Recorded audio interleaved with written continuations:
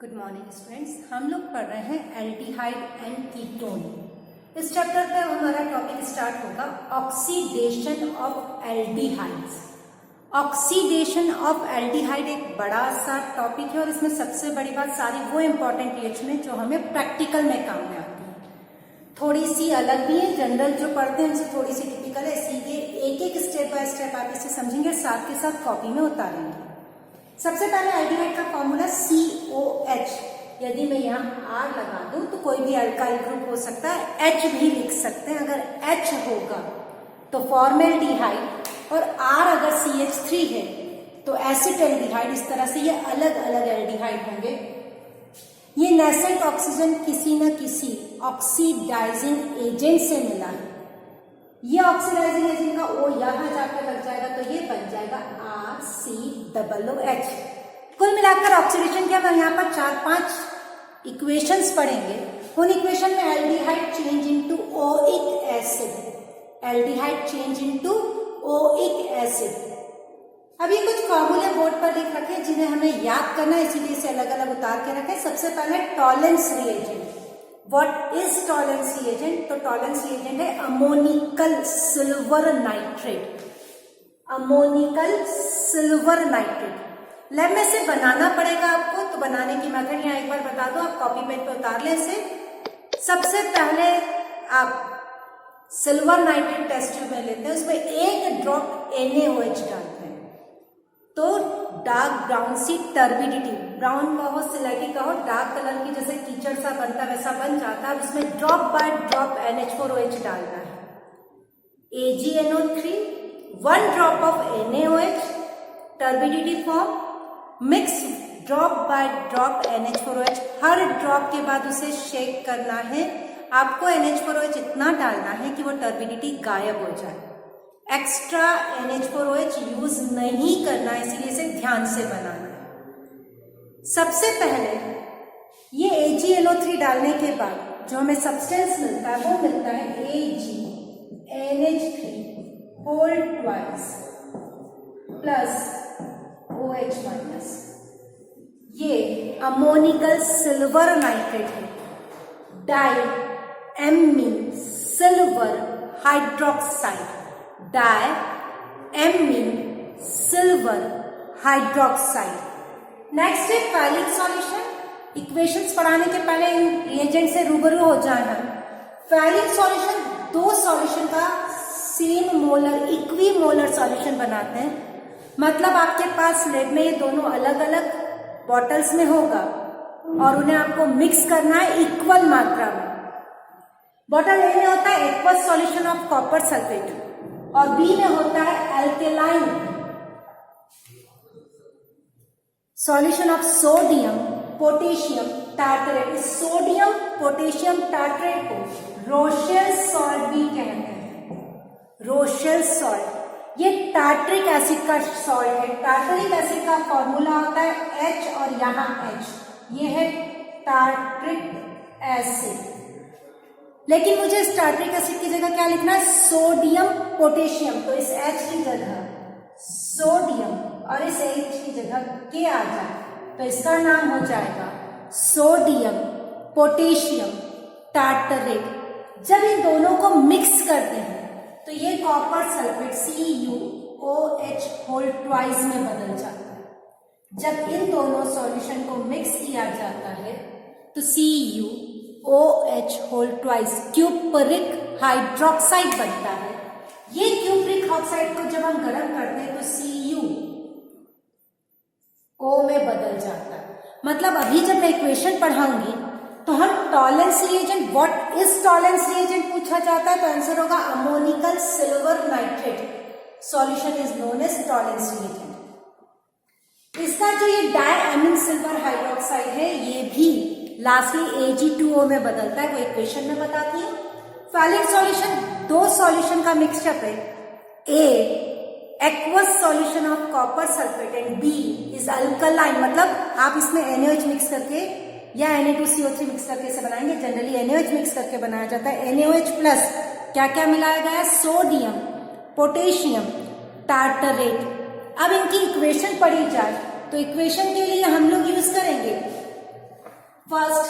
Reaction with Tollens reagent, reaction with Tollens reagent. Detail पढ़े इसका। सबसे पहले तो मैंने लिया RCOH, टॉलेंस रिएजेंट बनाया।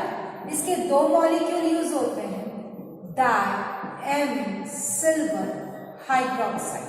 आप इसके आगे 2 लिख सकते हैं, पर मैं यहाँ 2 नहीं लिखूंगी, बल्कि इसे फैलाकर 2 बार लिख देती हूँ। अब क्या क्या बनेगा इसे देखना।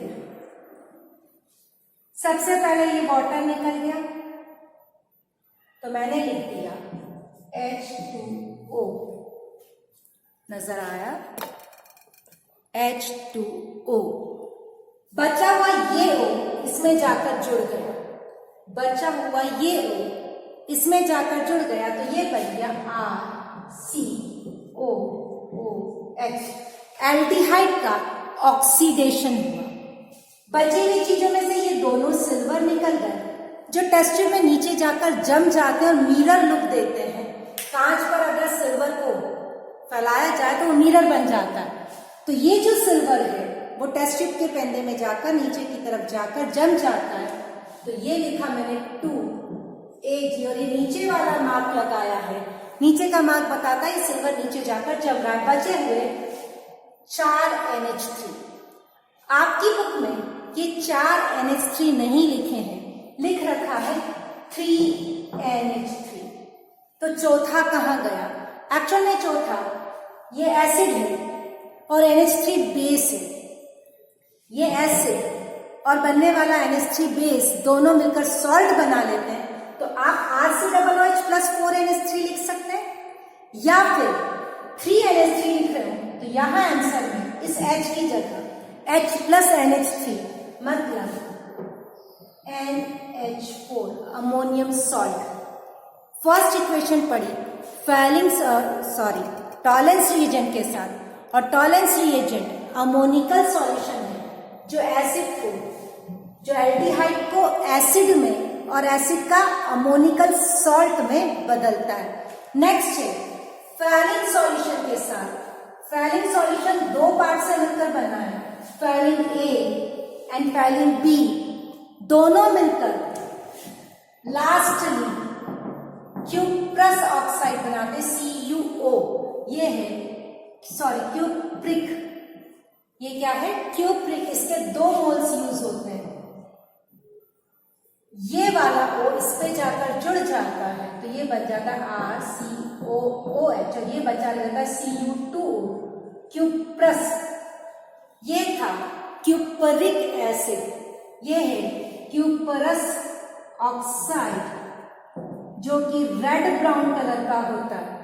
तो जब हम एल्डिहाइड को फैलिन सॉल्यूशन के साथ गर्म करते हैं तो वो रेड ब्राउन पीपीटी में चेंज हो जाता है, और जब टॉलेंस के साथ गर्म करते हैं तो वह सिल्वर मिरर बनाता है। ये एल्डिहाइड की पहचान के लिए लैब में यूज करेंगे, एल्डिहाइड के टेस्ट के लिए, कि अगर आपको 2,4-DNP डालने पर ये तो पता चल जाता है कि वो कार्बोनाइल है। अब वो कार्बोनाइल में से एल्डिहाइड है या कीटोन, तो उसके लिए 2 टेस्ट हैं। अगर सब्सटेंस टॉलेंस रिएजेंट के साथ सिल्वर मिरर दे, फैलिन सॉल्यूशन के साथ रेड पीपीटी दे, तो वो एल्डिहाइड है, और अगर ऐसा ना करे तो वो कीटोन है। हैलोफॉर्म रिएक्शन वही एल्डिहाइड या कीटोन देते हैं जिनमें अल्फा हाइड्रोजन। हैलोफॉर्म रिएक्शन वो एल्डिहाइड या कीटोन देते जिनके पास 3 अल्फा हाइड्रोजन, ये ग्रुप जिनके पास हो वो हैलोफॉर्म रिएक्शन देकर। हैलोफॉर्म रिएक्शंस हम लोगों ने पढ़ी थी डिटेल में ऑर्गेनिक के फर्स्ट चैप्टर अल्काइल हैलाइड में। ये ग्रुप जिनके पास होगा, जिस कार्बन पर फंक्शनल ग्रुप है उसके पास वाला कार्बन अल्फा कार्बन, उसके पास जब 3 हाइड्रोजन होते हैं तो वो अल्फा हाइड्रोजन कहलाएंगे 3। हैलोफॉर्म रिएक्शन देगा जैसे ये है एल्डिहाइड, ये 3Cl2 से रिएक्शन कर रहा है, तीनों अल्फा हाइड्रोजन इस Cl के साथ रिप्लेस हुए, 6 क्लोरीन है, इसमें से 3 तो इसको लेकर निकल गए, ये बच गया 6 में से 3 यहां जुड़े और 3H लेकर निकला। क्लोरल, ये क्लोरल जब NaOH से रिएक्शन करता है तो ये CCl3 और ये H क्लोरोफॉर्म बनाता है। अगर ये रिएक्शन आयोडीन से करेंगे तो आयोडोफॉर्म बनेगा। आयोडोफॉर्म येलो रंग का क्रिस्टल होता है। मैं इसको आयोडीन से समझा दूं, 3I2 यहां हो जाएगा 3I3।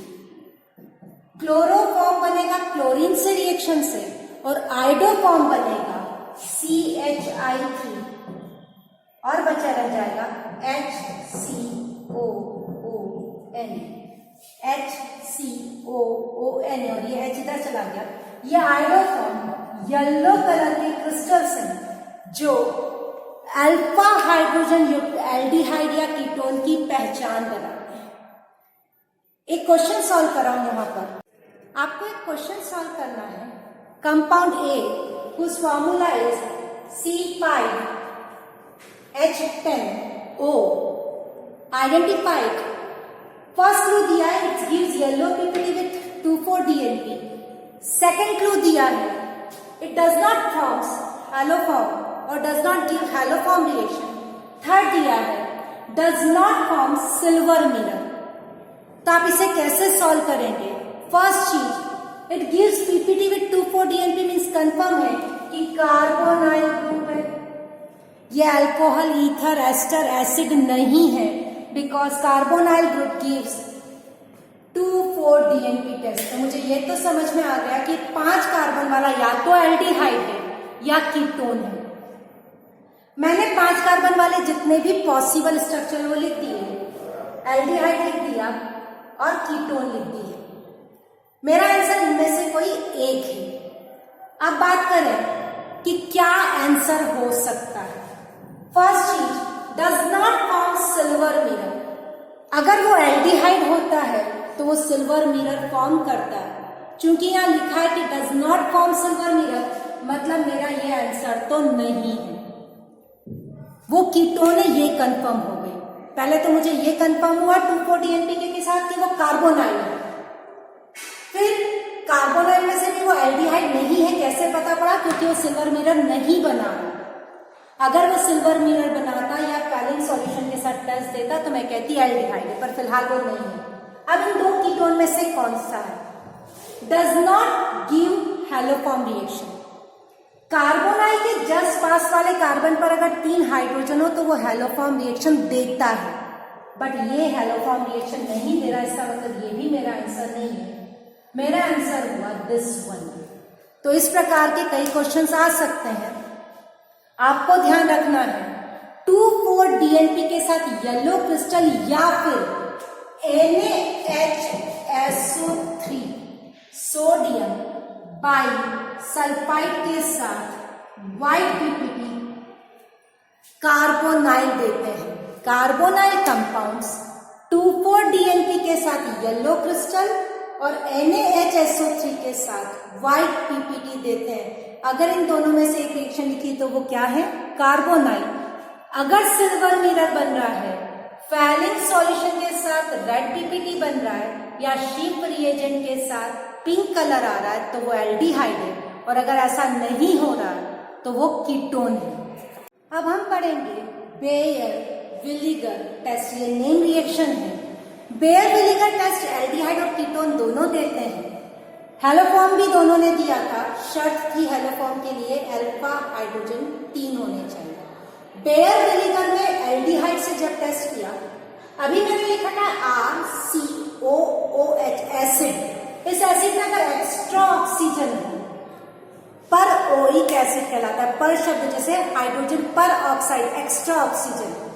एसिडिक एसिड अगर ये होता CH3COOH और उसमें एक ऑक्सीजन एक्स्ट्रा लग जाता तो पर एसिटिक एसिड।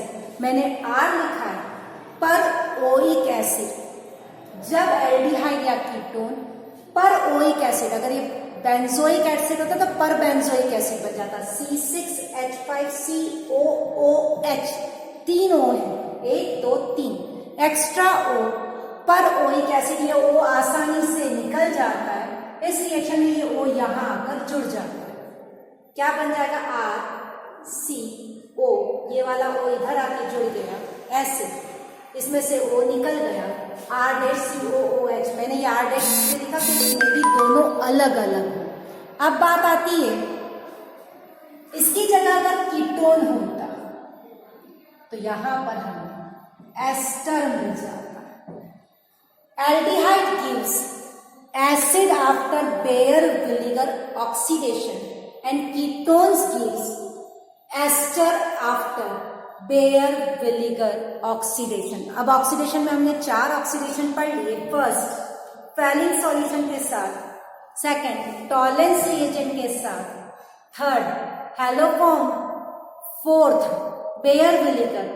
फैलिंग सॉल्यूशन जहां A और B का मिक्सचर है, जिसमें से एक तो एक्वस कॉपर सल्फेट और बी क्या था, Rochelle salt plus NaOH। Same Benedict solution के साथ रिएक्शन सेम है, फैलिंग की और बेयर-विलिगर इसकी बेनेडिक्ट की रिएक्शन सेम है, लेकिन कंपोनेंट्स अलग है। वहां 2 अलग अलग बॉटल्स रखना कंपलसरी था, या मिक्सचर एक साथ बनाया, वही एक्वस कॉपर सल्फेट एंड वहां जो टार्टरेट लिया उसकी जगह साइट्रेट लिया, सोडियम साइट्रेट Na2CO3, वहां लिया था sodium potassium tartrate plus NaOH, यहां लेंगे sodium citrate plus Na2CO3, it's known as Benedict solution. वही रेड कलर Cu2O का, बाकी इक्वेशन में कोई चेंज नहीं है। नेक्स्ट रिएक्शन अपने कोर्स में है oxidation of ketone by Popoff rule. ये Popoff rule cleavage of ketone है। पोपाफ रूल किसके लिए है? पोपाफ्स रूल है फॉर क्लीवेज ऑफ कीटोन। यहां यह कहा गया कि अगर कीटोन का क्लीवेज होता है एसिमेट्रिकल कीटोन का, दोनों तरफ सेम कार्बन है, तब ये नियम लागू नहीं होगा, तब तो आपकी जहां से मर्जी आए तोड़ दो। अगर ये लिखा है और क्लीव करना है, तोड़ना है, तो आप यहां से तोड़ो या फिर यहां से, कोई फर्क नहीं पड़ता। Popoff rule is for asymmetrical ketone. When ketone cleaved, जब कीटोन को तोड़ा जाता है, इस तरफ कितने कार्बन है? 3, इस तरफ 1, तो ये इस प्रकार से टूटता है कि C डबल बॉन्ड O उस साइड में जाए जहां कम कार्बन। मतलब आप इस C डबल बॉन्ड O को अपन ही जैसे 2 ग्रुप्स बना लेते हैं, अगर कोई बचपन में गेम्स खेले हो कि तो मेरी साइड या उसकी साइड, तो ये किसकी साइड जाएगा? जिधर कम कार्बन। अब इधर 3 और इधर 1, इधर कम है तो इस तरफ जाएगा, इसका मतलब ये इधर से टूटेगा। When asymmetrical ketone cleave, then the carbonyl group goes to those direction where is the number of carbon is less। Carbonyl group उस तरफ जाएगा जहां कार्बन के नंबर कम हो। जैसे अगर मैंने ये एग्जांपल दिया है, इधर 1 कार्बन, इधर 2, कार्बोनाइल ग्रुप इस तरफ जाएगा। When asymmetrical ketone cleaves, then the carbonyl groups goes to those direction where is the number of carbon less। ये ऑक्सीडेशन अपन लोगों ने डिटेल में अल्कोहल चैप्टर में पढ़ा था। 1 डिग्री, 2 डिग्री और 3 डिग्री अल्कोहल का ऑक्सीडेशन। एसिड बनते हैं सेम कार्बन के और अलग अलग कार्बन के। नेक्स्ट बात आती है reductions of aldehyde and ketone. RCOH होगा या RCOR, चाहे एल्डिहाइड हो चाहे कीटोन। जब हम 2 H जोड़ते हैं तो एक H इस पर और एक H इस पर, तो ये बन जाता है RCH2OH, 1 डिग्री अल्कोहल। लेकिन अगर कीटोन का ऑक्सीडेशन रिडक्शन करते हैं, एक H इधर एक H इधर, तो ये बन जाएगा ROHHR। ये बना 1 डिग्री अल्कोहल, ये बन जाता है 2 डिग्री अल्कोहल। 2 हाइड्रोजन और जोड़े जाएं, एक H इसके साथ और एक H इसके साथ, तो ये बन जाएगा CH3 प्लस H2O। सेम यहां करें, एक H OH को लेकर निकल जाएगा तो ये बन जाएगा CH3 plus H2O, alkane. When aldehyde and ketone reduce, firstly it's changed into 1 degree alcohol or 2 degree alcohol.